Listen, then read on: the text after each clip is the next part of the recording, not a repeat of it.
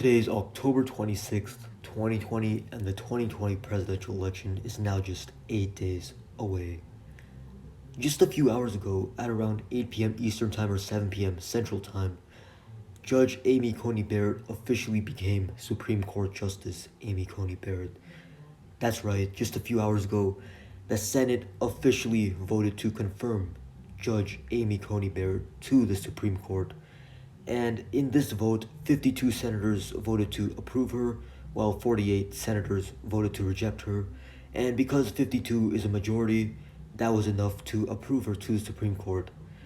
Now, the Senate is made up of 53 Republicans and 47 Democrats. Technically 45, but 47 if you include everyone that caucuses with the Democrats. But 53 Republicans are in the Senate, but only 52 of them voted to approve Amy Coney Barrett to the Supreme Court.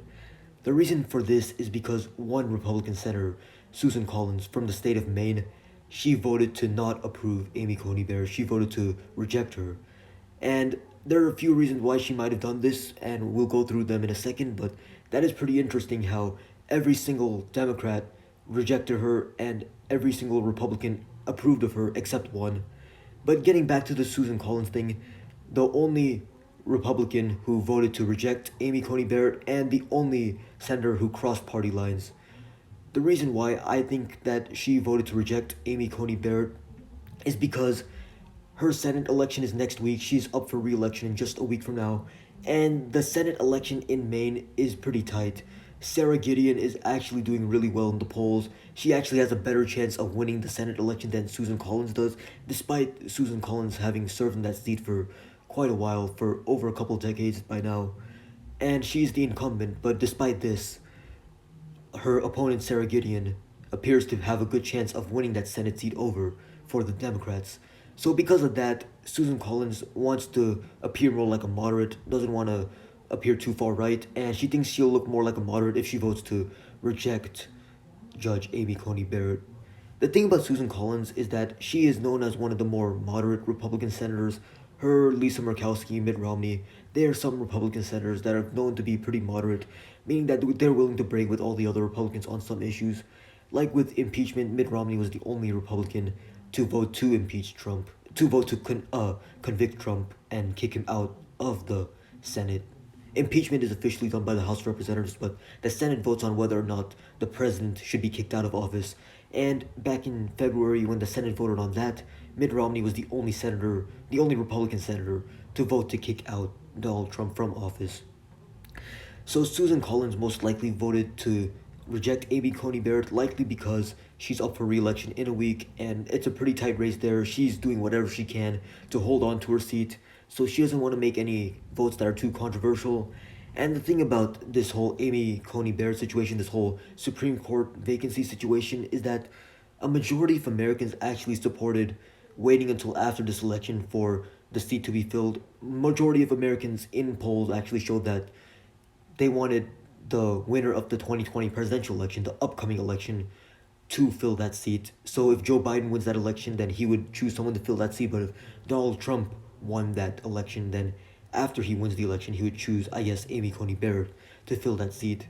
So I guess that Donald Trump choosing a Supreme Court nominee before the presidential election wasn't a very popular move, but because he had enough Republican senators in the Senate that were willing to side with him on that, because of that, they were able to get Amy Coney Barrett through and onto the Supreme Court. The thing about this whole situation is that it happened on an election year and just 2 months before the actual election day. Less than 2 months, in fact. Election day is on November 3rd, which is 8 days from now, and Ruth Bader Ginsburg passed away September 18th, so that's when the vacancy popped up. So that's only a month and a half between the vacancy and election day, but you guys might remember back in 2016, 4 years ago, Justice Antonin Scalia died all the way back in February of 2016, which was an election year, but it was a lot earlier in the year than with Ruth Bader Ginsburg passing away in September of this year. So there was an almost 10-month gap between Antonin Scalia passing away and election day. If you factor in that inauguration day is on January 20th, that's almost a year after Antonin Scalia passed away. But despite there being almost a year worth of time between Antonin Scalia initially passing away and the winner of the 2016 presidential election being inaugurated. Despite that large vacancy, relatively speaking, the Republicans decided that they don't want to have a hearing on Obama's nominee for the Supreme Court. Back in 2016, after Antonin Scalia passed away, around a month or two after that happened, Obama nominated Merrick Garland to the Supreme Court. But Republicans, who had a majority back in 2016 in the Senate, they decided that they are not even going to have a hearing on Obama's pick for the Supreme Court. So they just basically delayed the hearings for the Supreme Court nominee all the way up until Donald Trump won the election and then nominated Neil Gorsuch.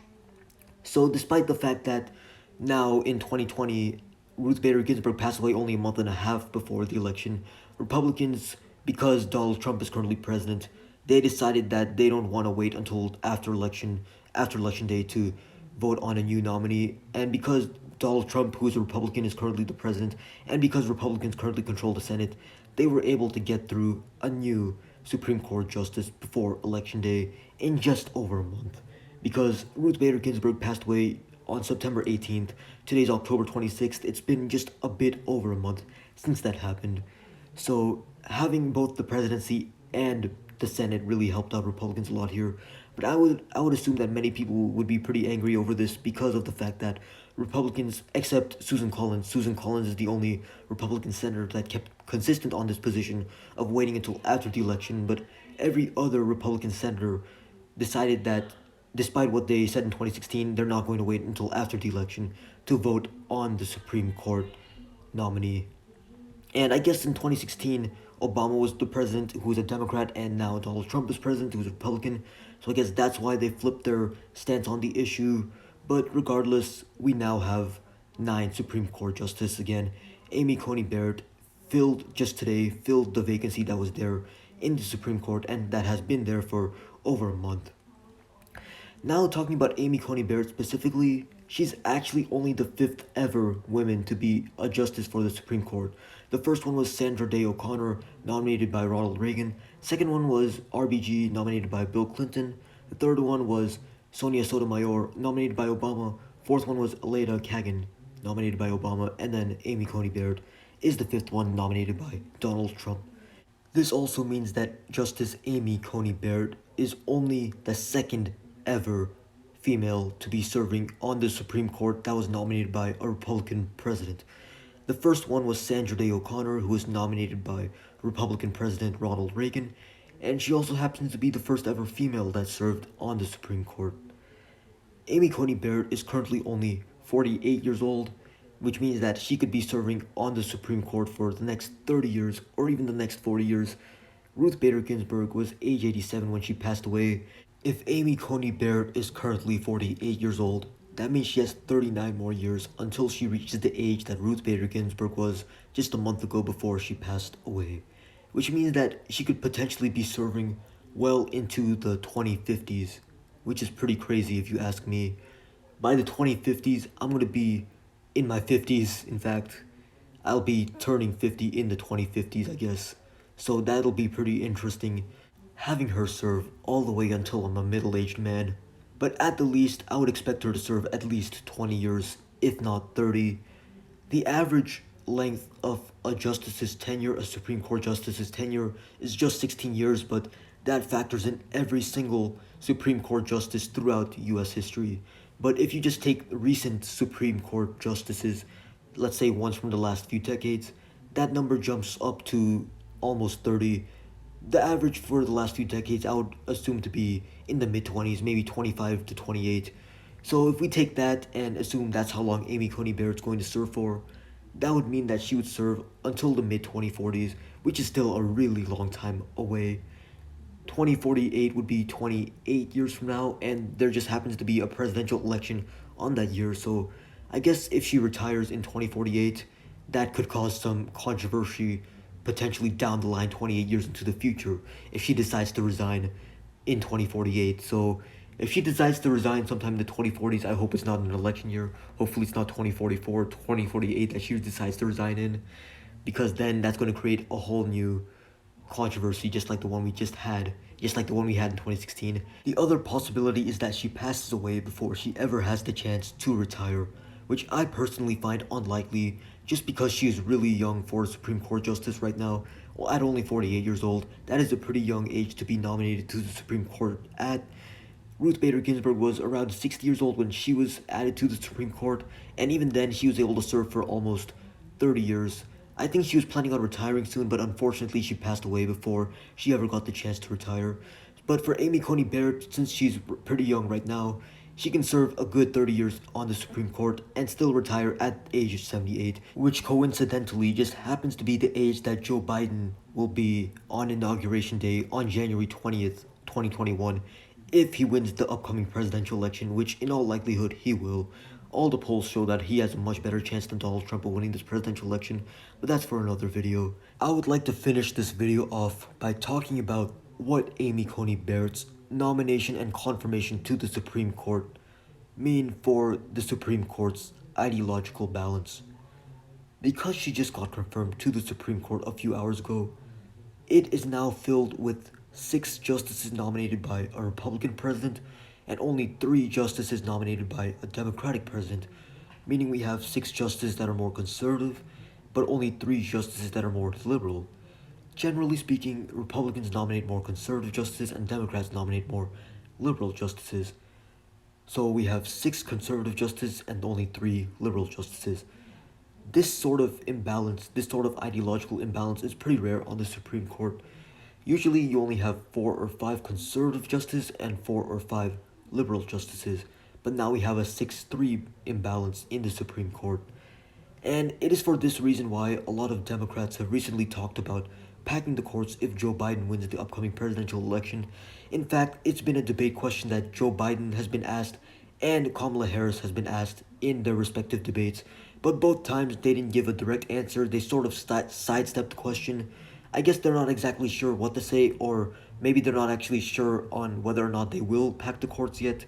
Maybe they just haven't made their minds up yet, or maybe they're not sure whether they should give their answer because their answer may be too controversial. Either way, a lot of Democrats think that Joe Biden should pack the Supreme Courts if elected president because of what Republicans did with not waiting until after the election to nominate and confirm Supreme Court Justice Amy Coney Barrett, and therefore causing an imbalance in the Supreme Court, a 6-3 imbalance. So Democrats are saying that Joe Biden should pack the courts with some more liberal justices to balance out the Supreme Court a bit more and maybe even give them a bit of an advantage. So it'll be interesting to see what Joe Biden will say on this issue, what he will do regarding court packing if he actually gets elected president. In all honesty, I don't think it's likely that Joe Biden will actually pack the courts if he becomes president. I think he's just sidestepping the question because he doesn't want to piss off either side of the issue. He wants to appeal to as many people as possible.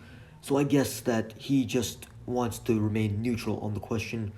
But a lot of Republicans think that him remaining silent on the issue or him sidestepping the question means that he really supports packing the courts, but just doesn't want to say it out loud because that would come off as too hasty. One final thing is that now that you have a full Supreme Court, a Supreme Court with all 9 members, and you also have a Supreme Court that is more conservative leaning with 6 conservative justices, this could play a pretty pivotal role in deciding the outcome of this presidential election.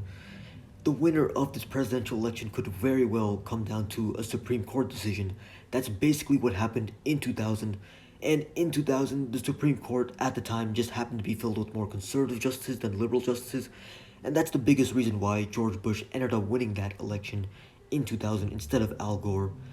So it could be pretty interesting to see what happens if you have a recount that ends up being really close to the point where the Supreme Court has to step in to decide who wins a specific state, or just with the Supreme Court deciding with the mail-in ballots that are coming in which one should be accepted, which one shouldn't. I talked about a Supreme Court case that just took place a few days ago, and the only reason why the Liberals won on that specific issue is because there was a 4-4 tie in the Supreme Court. John Roberts just happened to side with the Liberal justices on that issue. There was a 4-4 tie. The issue went to the lower courts. The lower courts sided with the Liberals when they said that Pennsylvania had to wait 3 extra days after November 3rd in order to stop accepting ballots, meaning they had to accept any ballot that came in between November 3rd and November 6th. So it'll be pretty interesting to see the role that the Supreme Court plays in deciding the outcome of this presidential election. I hope they don't have to get involved, though. I hope things go pretty smoothly in the upcoming weeks.